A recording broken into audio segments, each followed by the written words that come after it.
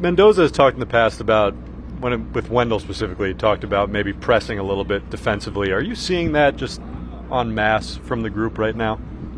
It's tough to know. I certainly think that's possible in certain scenarios. Sometimes hitting can be contagious, and the lack of hitting can be contagious. Sometimes defensive slumps can be contagious too. And we've probably seen some uncharacteristic miscues or errors from guys who are usually very sure-handed defenders. Yeah, the hardest part is there's no defined formula or indicator that tells you to make a move. We're trying to balance all the information we have on a daily basis to put the team in the best position to succeed in the near term and throughout the course of the season. And at this point, we felt like just getting a little bit more offensive as a roster probably made some sense for us. What do you see in the team right now? What do you think of it through 42 games? Yeah, I think we've had periods where we've been really good, and we've had periods where we haven't played well enough. And that leads to the record we have, which is probably pretty indicative of how we've played over this first quarter of the season. I think we're a good team. I think we have a talented group that has a run in it, and we probably haven't played our best baseball yet. What gives you confidence that this is a good team with a run in it?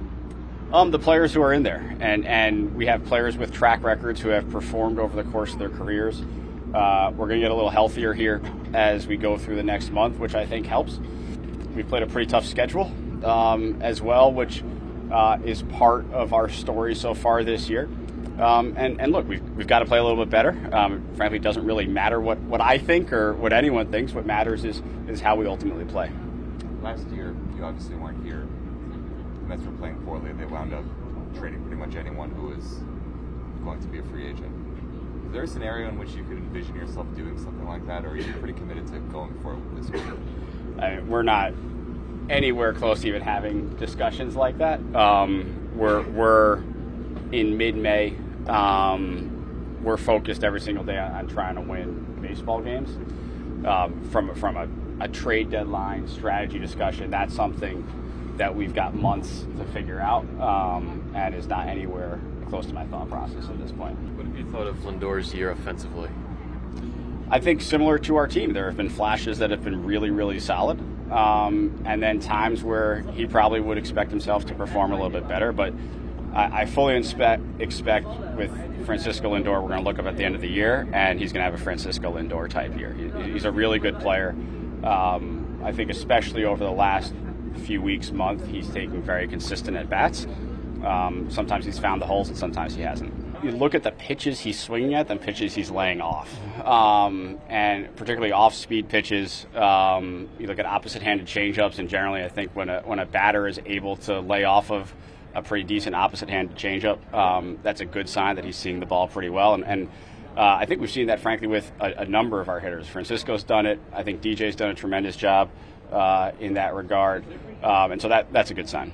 Yeah, so the good news is we're getting healthier. And that is going to help us a lot, I think, getting Tylor back, then Peterson, then ultimately Senga.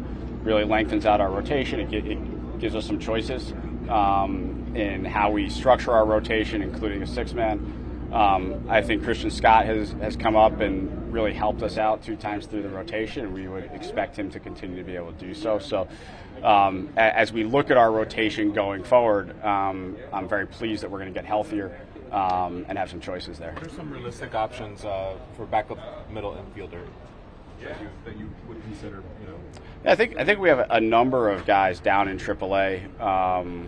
If we get to a point where we feel like we need that true conventional utility player, whether it's an Iglesias or Ryland Bannon, Brasso.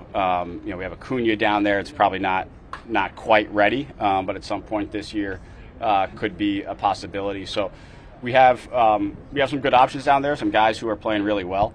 And if we get to a point where we feel like we need a little bit more of a conventional roster alignment, we can certainly go down and get someone. What are you seeing from Acuna that leads you to believe he's close but not quite ready? Yeah, I think he's playing really solid defense at 3 positions. I mean, we've got him playing at all 3 up the middle positions. He's done a really nice job especially sort of his past limited exposure to center field, now getting out there a little bit more. He's done a very nice job out there, which is great to see. That gives you sort of the Swiss Army knife capability on a roster. And his at-bats are getting better. And this is a player who is going to continue to learn, going to continue to evolve as he gets more experience, learn how to control the strike zone a little bit better. And we are seeing signs of that. So Lav has an elbow injury, and he actually just got surgery. So he'll be out for a year. He had a variation of the Tommy John surgery. Yes. The brace. Yeah. The brace. Yeah.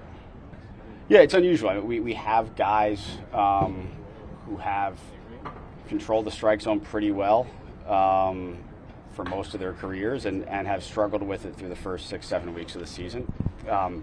When things like this happen on a team level, I think it's often natural for us to look at, is there one global reason why it's happening on a team level? And what we're trying to do is look more at the individual level, because often it's a variety of different reasons for each individual. And so in certain circumstances, it's someone's added a new pitch. In certain circumstances, maybe there's been a mentality shift that we need to get a little bit more aggressive.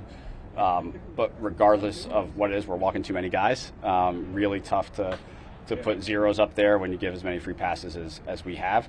We're very aware of that. All of our pitchers are very aware of it, and certainly something that we're looking to improve. How are you looking at this call-up for Vientos at this point? Yeah, he's here because we think he can help us. And he's going to get some chances to play, particularly against left-handed pitchers, and we see a bunch of them coming up. So it made sense for him to be here right now. And to Mark's credit, whenever we've called upon him this year, he's come up with a tremendous attitude and performed.